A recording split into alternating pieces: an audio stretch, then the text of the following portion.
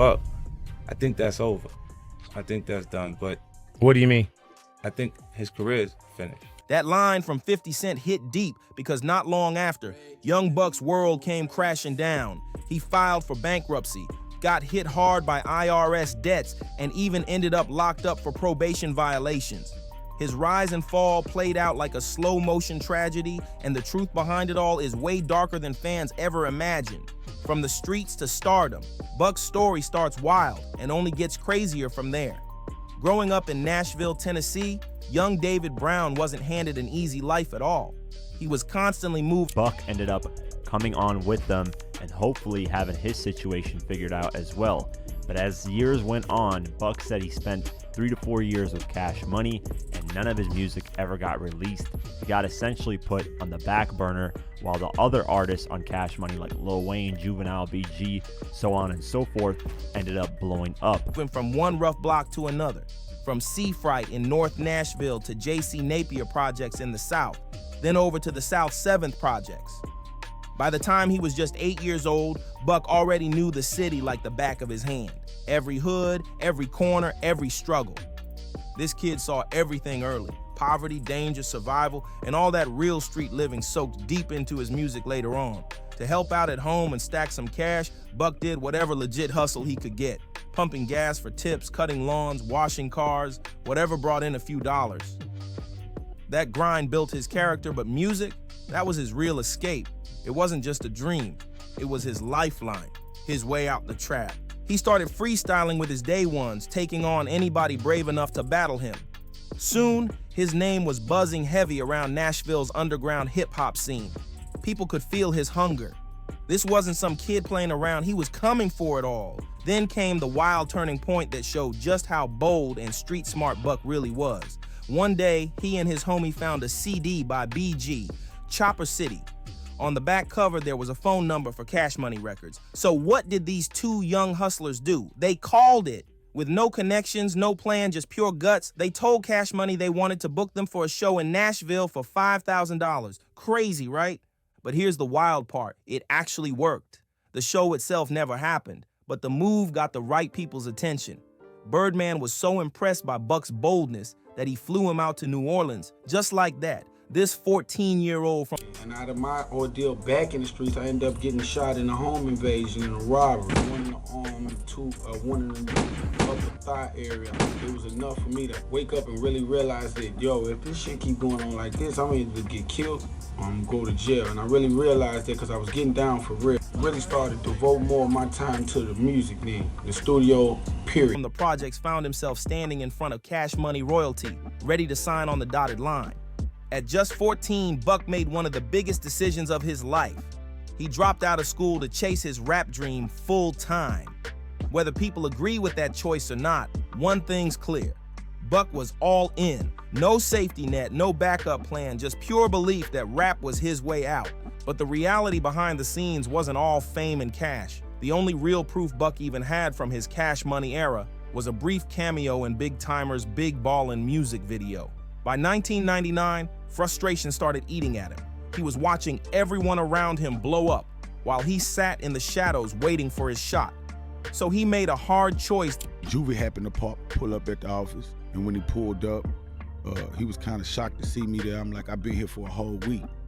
And he was like, man, you want to get up out of here for a minute? You know what I'm saying? And I took that ride with Juvie, and that's where my career started, with Juvenile. He wasn't that same wide-eyed 14-year-old anymore.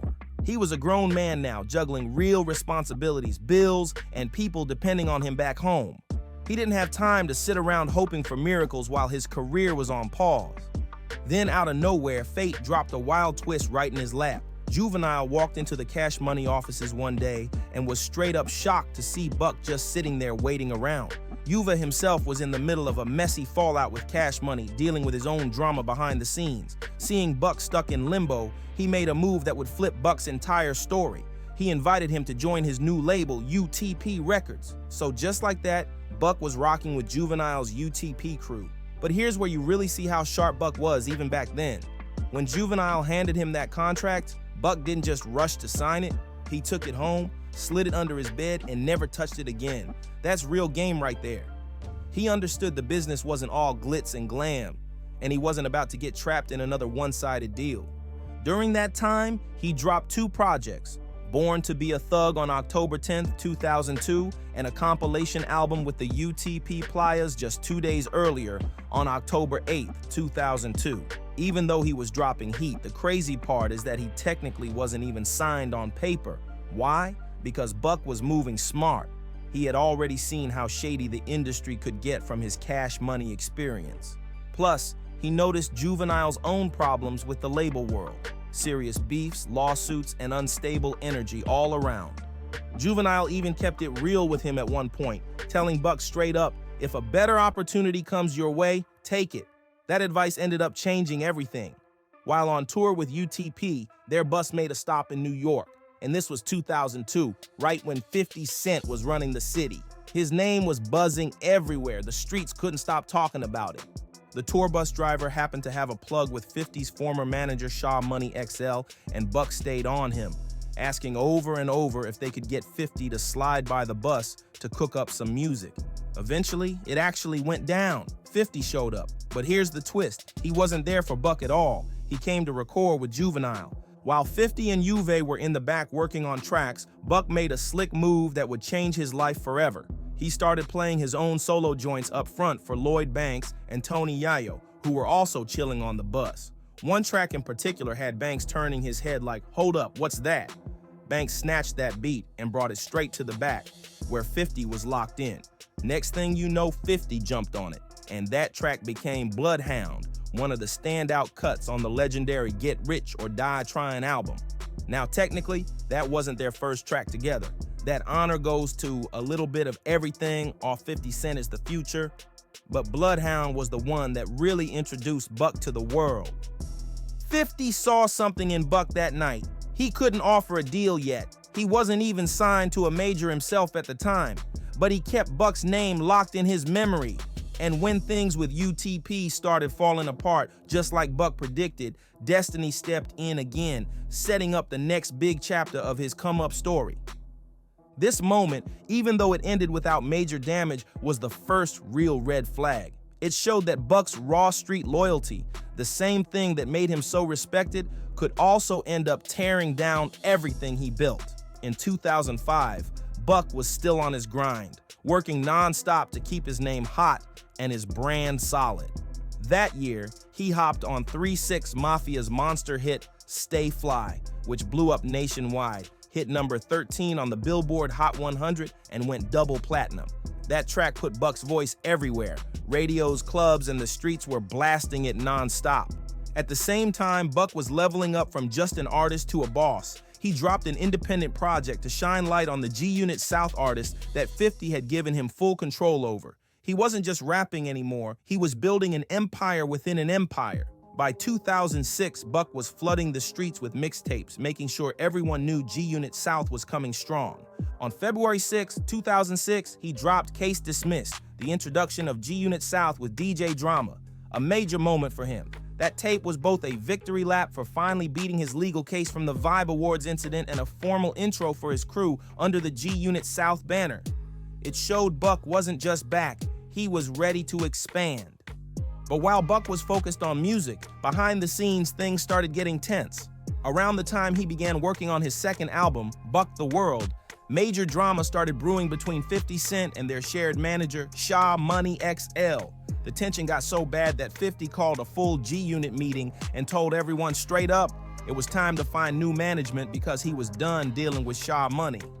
Here's where things got sticky. Buck's biggest strength, his loyalty, turned into a problem. Buck was tight with Shaw Money, like family tight.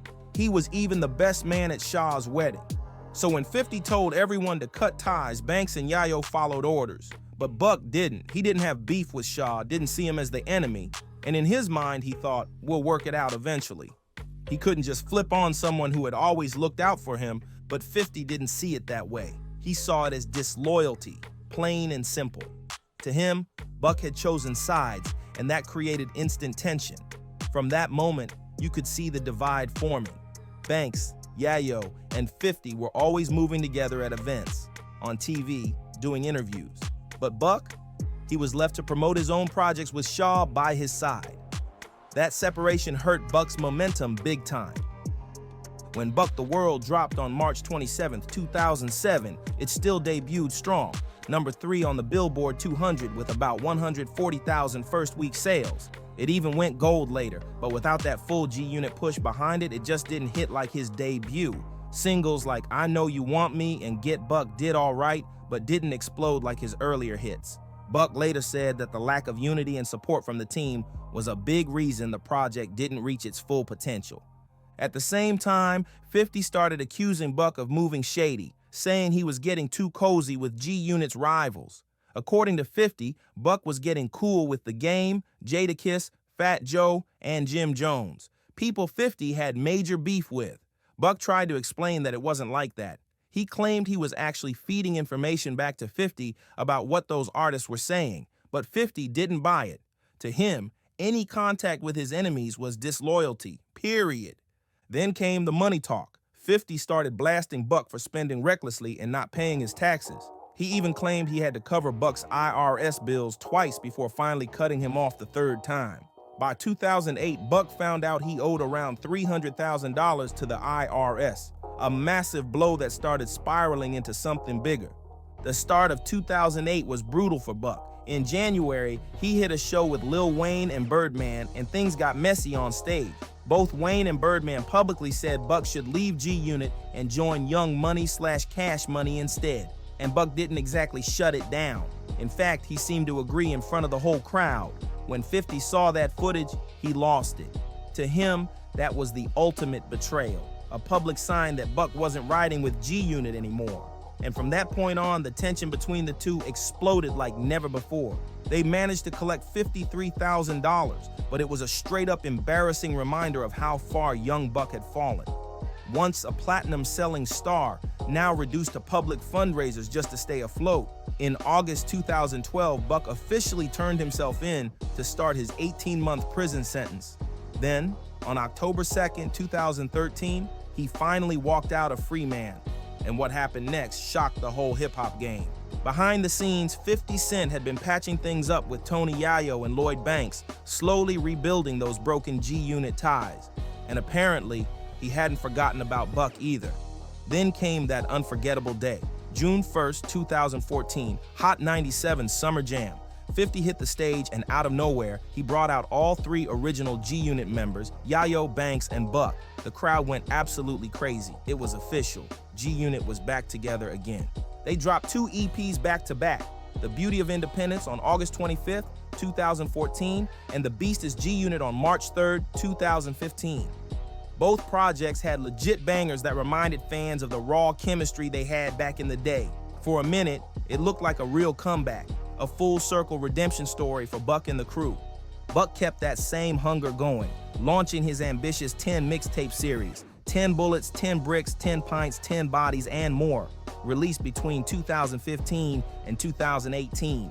Each tape proved Buck still had it, still hungry, still lyrical, still grinding like his life depended on it. But then, the storms came back. On July 15, 2016, Buck got locked up again. This time for allegedly threatening to burn down his ex-girlfriend's apartment. He ended up serving 7 months behind bars. Then in 2018, things started looking up once more. Buck dropped the single Can't Lose on March 30th, and that track was fire. It had that old school G-Unit energy, and fans were hyped.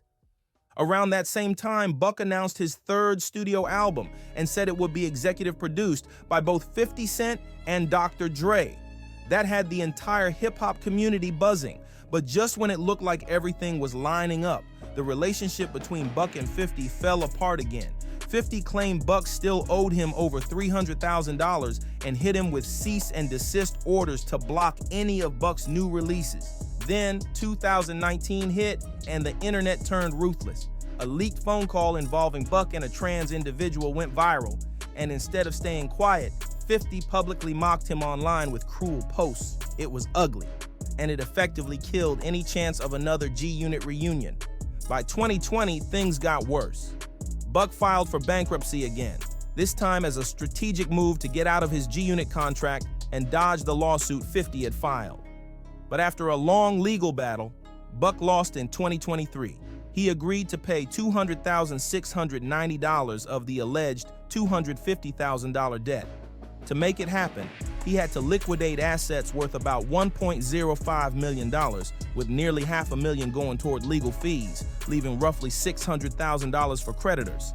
Then, just when people thought things couldn't get tougher, April 2025 hit, and Buck was arrested again, this time for repeated violations of his bond supervision connected to a pending 2020 domestic assault case. He served 30 days and was released around May 12, 2025.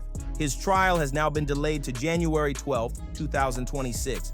But the difference this time, Buck seems mentally stronger and more grounded than ever. He's been staying active on social media, celebrating milestones like the 18th anniversary of Straight Outta Cashville, showing love to fans, and focusing on rebuilding his legacy instead of reliving old beefs. After everything, the fame, the feuds, the losses, the comebacks, young Buck is still standing tall, still chasing that redemption, and still making moves. Thanks for tuning in. If you enjoyed this breakdown, make sure to like, subscribe, and turn on notifications so you don't miss the next deep dive.